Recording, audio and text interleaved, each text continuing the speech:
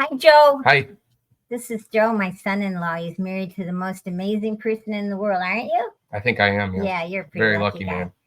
So let me ask you about your job. You're a firefighter, Yes. right? But it's not called that anymore. What's it called now? For us, I mean, we consider ourselves to be firefighters where I'm from, but you're more than that now. You're pretty much just like problem solver. Yeah, So, but because anytime you get somebody who's got a problem, you get that call. So but are you're cross-trained now? You're not exclusively a firefighter. You No. are a paramedic I'm now. firefighter, paramedic. Yes. And in the firehouse, most fellas are cross-trained. Right. Now, right? Yeah. It's been incorporated now. EMS has been incorporated in the fire service for, God, probably minimum 10, 15 years. Now, what's the advantage to that? For us, the advantage is you do more. You're busier. So it's not really an advantage to us. It's more of an advantage to the city that we serve. Okay. So the city that we serve, you not only get a firefighter, you're getting somebody who can, take people to the hospital and do all kinds of medical things for them. So now, do you feel your job is more utilized in the medical capacity? Absolutely. Do you feel it takes a certain personality to run into a fire, a house on fire? Yes. I mean, it's not something everyone can do. Right. But I mean, at the point where you're willing to go and do something like that, you're not doing it just willy-nilly. You've been trained, and you've got the equipment to do it. So it's not something that you're just given this stuff and said, here you go, run into this fire and do what you're supposed to do. So people look at these fire shows on TV and they think it's like that. It's not like that. No, nothing is like that. What is the housing like? Is it glamorous like it is on TV? No. Well, some places are, but most of the places we're very humble. Where I work in Southfield is very humble. So do you have this great big luxury kitchen, or is it like no. a kitchen in a home? The station where I work out of it's basically like 1,200 square feet, and there's 4 guys in it at all time, sometimes 5 depending on if you have an extra person. But it's 1 bathroom for us, 1 shower, and a living room where you have 4 recliners and a TV, and that's pretty much it. So your kitchen. So it's not as glamorous as they make it on TV. No. And when you show up for a fire, is it as for lack of a better word, they make it all seem very glamorous, but like it's heroic. Yeah. It's very when a fire comes in, most guys are excited because we get to do something that we don't get to do all the time anymore, because fires are becoming very sparse. Which is good. Yeah, it's good. It's good and bad, because but when you think about it, you're not good at something that you don't do very often, right? So wow, Joe, you have to train for that. So do you think the firefighter may one day be obsolete because the fires are so sparse? Maybe, but there's like a cycle that usually comes to bear. Usually, like, there's the older the housing gets and the older things get, they start to burn again. So there's like a cycle that follows. So every 10 to 15 years, when things starts to age and electrical starts to go bad, you run on more and more fires. So the fires are primarily because of faulty electrical. I'd say faulty electrical, but people are always going to do stuff that causes fires. There's stoves that are left on, there's candles that are left running, left burning. A lot of it is human error. Okay. But do you think you're kind of an older firefighter? Yes. You are. Mm-hmm. So is this a path for a young man? Absolutely. Yeah. But I mean, for me, I got into this in my late 30s. So doing something like this in your 20s is probably ideal. But, I think I fare pretty well compared to some of the younger guys. So, it's more or less, I wouldn't be where I am today if I got into this in my 20s. You wouldn't? No. You wouldn't? You didn't even have any reasonable interest in this in your 20s? In my 20s, I had, kids, and I was doing something completely different in my early 20s. So this wasn't even on the table for me 20 years ago. So, I mean, but when you were a little guy, 5 years old, did you said, I'm going to be a fireman when I grow up? No, I never did. No, I did not until I got into EMS. Really? So EMS was my gateway into the fire service. So then EMS, then paramedic, then fireman. Mm-hmm. Yeah. Is that the standard course of action most firemen take? Or No. can you start out as a fireman, then go EMS? Usually like the guys nowadays, kids nowadays, they can get their fire in school, like in high school, and they can progress through it very quickly. You know, I work with some kids that are 20 years old and they're firefighter paramedics already. It seems there's a shortage of firefighters right now. I mean, that they're aggressively campaigning to get firefighters, like you said, in school. Yep. And I know the community we live in, they're offering a lot of free programs and stuff. Just because of the tech world, young men are not interested in using their hands and doing something physical. I would say that there was a large push when I first graduated that you needed to go to college and get an education so you can get a good job. And the jobs that are blue collar, which is firefighter, is blue collar. Oh, really? Yeah, it's a blue collar job because, you know, you're working hard. If you're on a fire, you're working hard. Right. You know, if you're taking people to the hospital, you're working with your hands. You're not So in an explain office. the mental disposition you have to help. I mean, you can't just be some goof who's not interested in helping people. You must have some compassion, which yes, you don't learn compassion. So you must have been fairly. You must be kind. Right? I think you have to be. You have to have that. You have to be wired a different way. Right. You know what I mean? In order to, I mean, going into a building that's on fire to try and save somebody's life it's not something that you do willy-nilly. It's not something that you go and say, yeah, I'm just going to go in this building here. It's something that you have in your mind that you need to do. So it's not like, yeah, I think I can do this. So when you go into the building, you go in with purpose of saving someone. Yes. You go in. You want to save someone. That's your goal. Our goal is life safety. It is. So that's Fireman 101 is to save. Our there is a safety objectives that we have that we're supposed to follow. The one is life safety. That means everybody that is on that fire ground. The second is scene stabilization, where they're to stabilize the scene, make it safe. And the third is property preservation. We're there to save people's property. So those are our three main things that we follow when we're on a fire and life scene. Being the first. Life is the first. But Joe, if it's a situation where your life might be in danger, now how do you navigate? Do you like, oh, sorry, pal, I'm out of here. You're not worth it. I don't know you.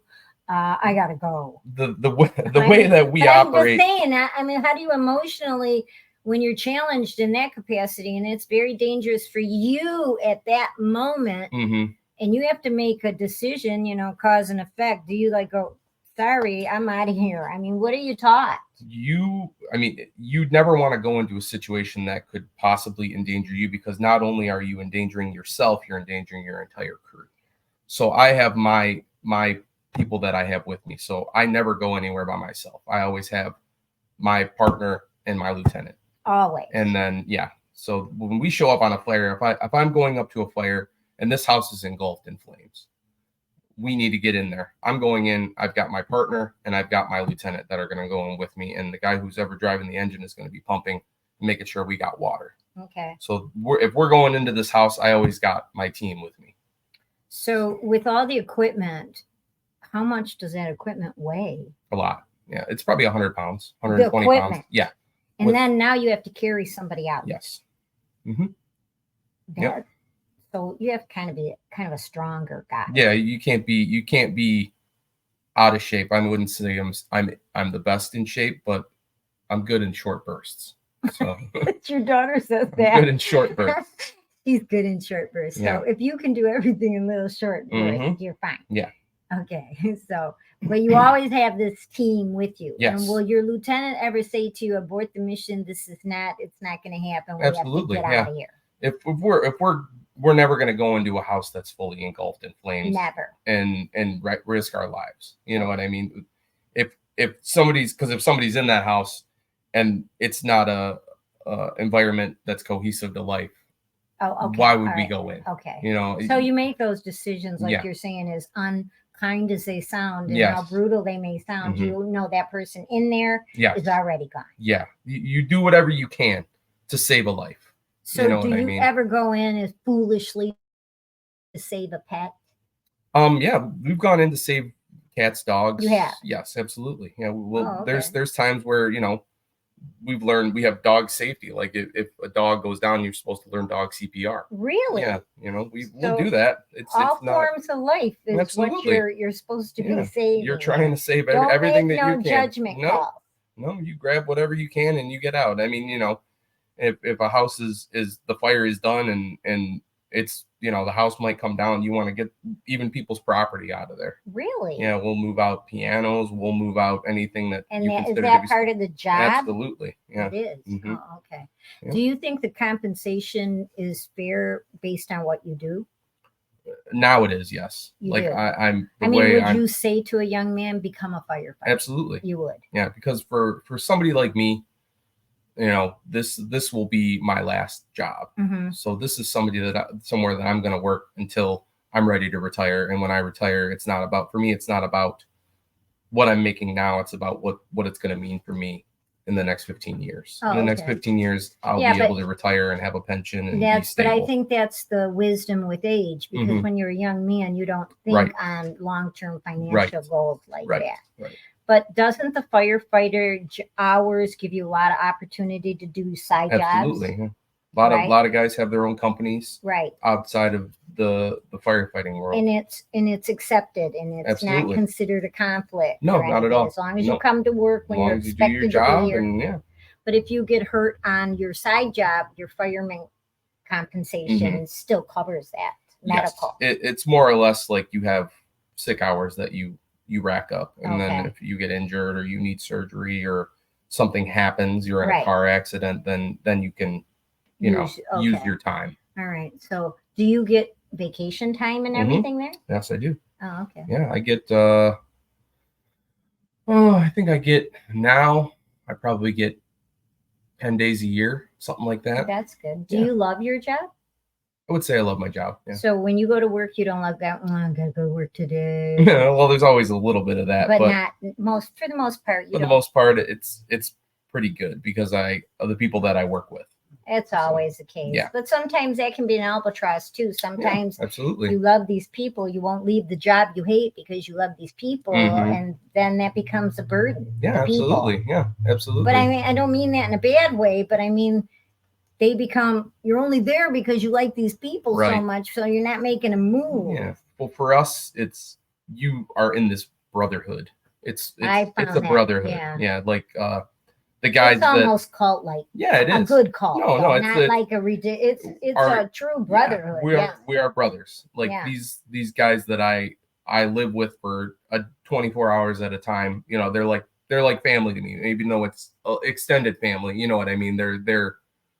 I rely on them and they rely on me. Yeah, like you know, if you're in a dangerous situation, they're there for me. If they're in a danger, I'm there for them. You know what I mean? Now, is firefighting, is that union? Yes. Are all houses union? No, there are some that are non-union houses, really? But those are mostly like a volunteer department or someplace that they don't abide by the union. What is the benefit to be a volunteer firefighter? Why would you do that? Some of them come with pensions, but mostly it's just because, you know, you want to help out in your community. And, you know, sometimes some volunteer houses have a pension system. Do they get paid? No. Unless they're a paid on-call volunteer. So you go through all the training and everything strictly to be a volunteer. Yeah.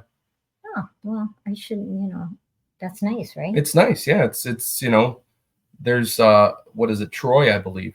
Troy is an all volunteer department. It is? All volunteer. Do they have a firehouse? They do. So they have a house and the fire trucks. Yep, and they've got a lot of very nice equipment. Yeah, state of the art. But all volunteer. All volunteer. Nobody goes in and punches a time. Nobody goes for 8 hours every day. I think only the chief and maybe a captain or a lieutenant. That's it. That's it. Oh, wow. Do you drive the fire truck? Occasionally, yeah.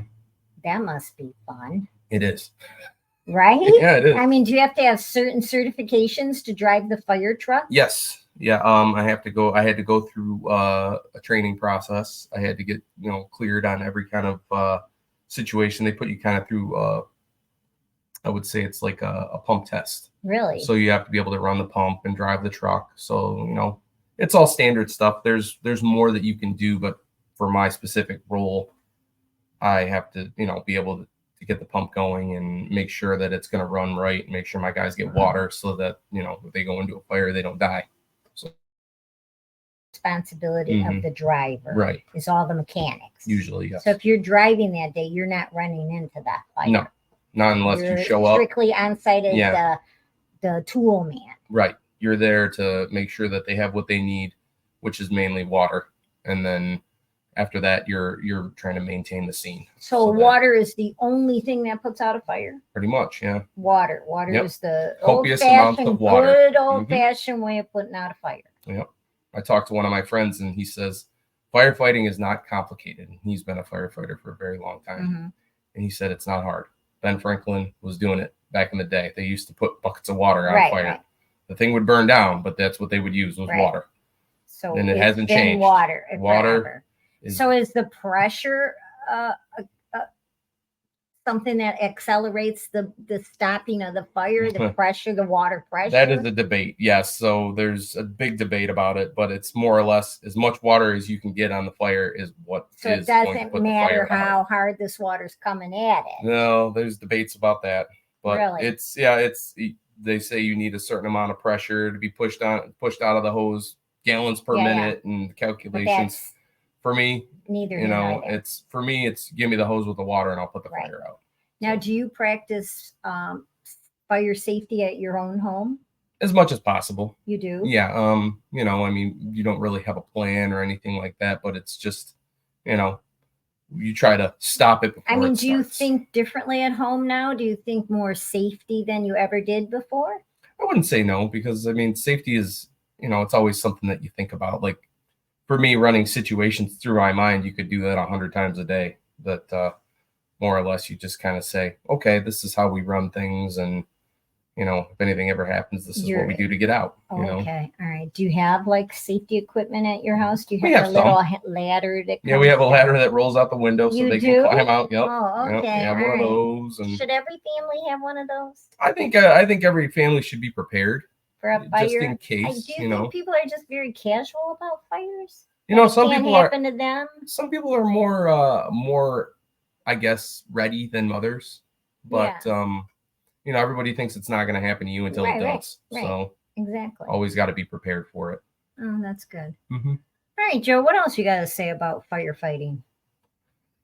Oh, just that it's, you know, it's moving more towards the EMS spectrum than it is actually fighting fires. Right. So, I mean, you know, in 10 or 15 years, it could be different, but the way I see it going now is we're more or less of transporting, take you to the hospital and occasionally fight the fire. Right. Kind of thing. I mean, cause maybe 40 years ago, a firehouse was staffed differently, right? Yes, absolutely. Yeah. There was way more guys. Oh, yeah. Yeah. Our department consists of about 110 people where, you know, in 20, the 4 firehouses there? Well, no, that's our whole department. So for our staffing, we have each station usually has 4 guys. Right.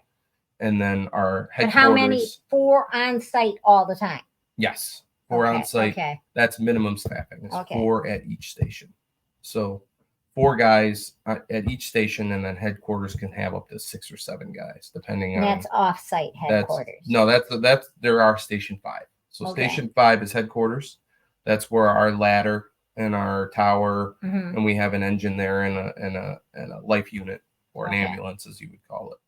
And you have usually 2 people that staff the ambulance and 2 people that staff the engine, and then 2 people that are on the ladder truck. So 6, and then you have your chief. So, and sometimes the captain will be on the ladder truck, or sometimes the captain will drive the chief, depending on our staffing. So, like you said before, nobody's staying behind. Everybody comes. Yeah, everybody goes. Everybody goes. Yep.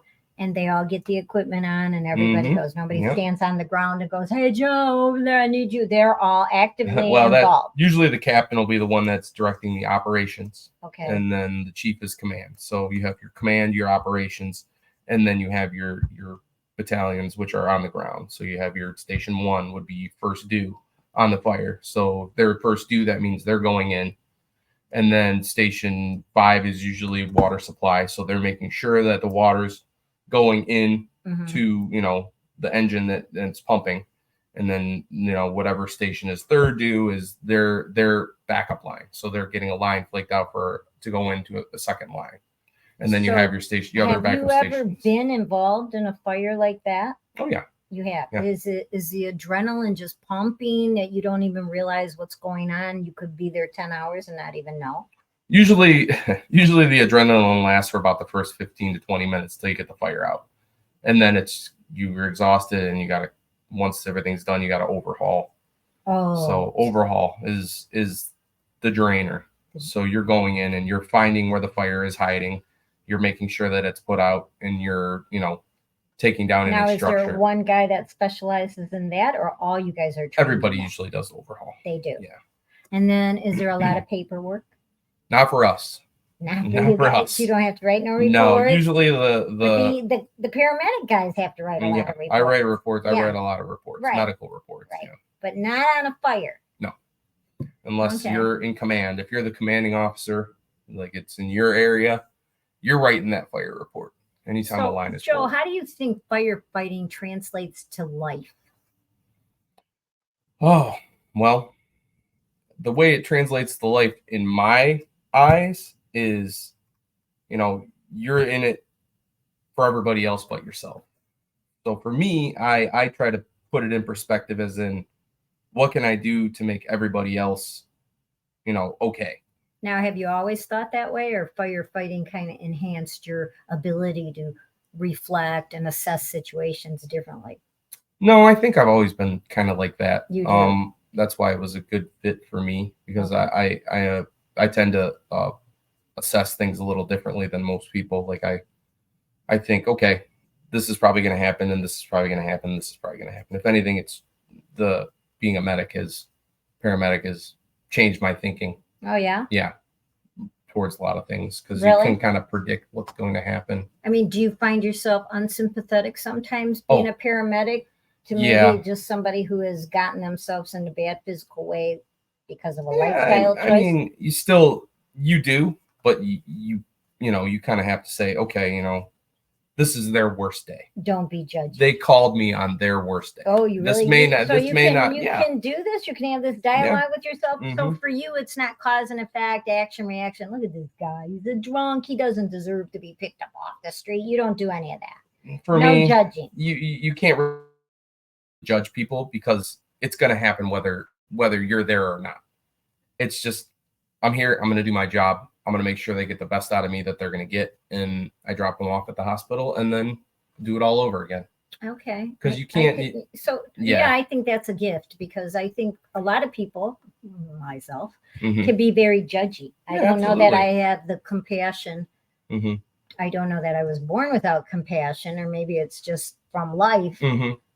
That I would make a judgment call thinking, bitch, you got hit by a car because you're out here stumbling around drunk. Well, you know what? You keep that all. You keep it all internal. Nice, you know but you have. I mean, there's times where you have to vent this off. So you have to discuss it with either your partner or somebody else, just so that you can get it off your chest. Right. So there's a time when you're there and you're getting there, and this person, you don't make those, you don't get like, this dumbass. We're just going to do our medical thing, and we're going to take care of him, and he does deserve to be taken care of. Absolutely, yeah. Everybody still a deserves human it. being. Yeah, you're still a human being. Right. You know what I mean? You always say, hey, maybe you should do this different, but you're not there to judge them. You're just there to take them to the hospital. Oh, that's huge. Yeah, that's very big. You're not, because we as a society judge. Yeah, absolutely. Yeah, I mean, we make judgments that maybe we didn't give enough thought to. Yeah, absolutely. I think that's very redeeming. You have to kind of fall into that, because if you don't, then you'll drive yourself crazy. Yes, you will. Because I think that's good. It's more or less just like, hey, this isn't you have anything to learn from it, you made this choice in your life. Hey, I probably should never do that. Or Don't get drunk and wander around in right, traffic. yeah, right. You know. So in closing, Joe, what profound thing do you have to say in closing? I mean, how would you leave this interview thought provoking? I mean, for me, it's. I always think that, you know, if somebody were in my shoes, how would you react? You know, try not to judge the people that aren't as strong as you. So Put it that simply way. put, walk a mile in somebody else's walk shoes. a mile in somebody else's shoes. Don't because, judge. Yeah, as if you're going to start judging people, then This is not the field. it's not for the you. field for you. Is there a field anywhere for anybody who judges? You just need to stay being a judge. or just stay in IT or something where you don't have to make any contact with people. Yeah, I mean, you know, we work hard in our lives, and some more than others. So, Right. So do you consider your occupation a service industry? Yes, you do. Yeah, service. Yes. It is called the fire service. Oh, because we okay. are not there for ourselves. We're there to serve the citizens of the city that And we do belong some to. people feel entitled that you should serve them? Because Always. that's what you are. Always. Server. Always. I'm in the service industry. Oh, okay. I'm there to wipe your butt. I'm there to pick you up off the ground. Does anybody ever practice any kind of gratitude? Absolutely. They do. The citizens of Southfield are very thankful for us. Oh, that's okay. That's they nice love us. to hear. Yeah, they love us. They always tell us how much they love us. So well, it's always nice to get that positive. They're very happy that we are there. Oh, okay. And, you know, in turn, they show us gratitude, and I'm very happy you that get what you give. Yeah, you get what you give. Yeah. So I'm very happy where I am at, and, you know, I'm very happy to serve them for the next 20 years. Well, I thought this went well. What about you? Yeah. Would you do it again? Absolutely. You would. So in closing, you say, walk a mile in my shoes. Yeah, walk a mile in everybody's shoes. Practice gratitude. Absolutely. Be nice. Okay. All right, Joe, let's conclude. Say goodbye. Bye. Okay.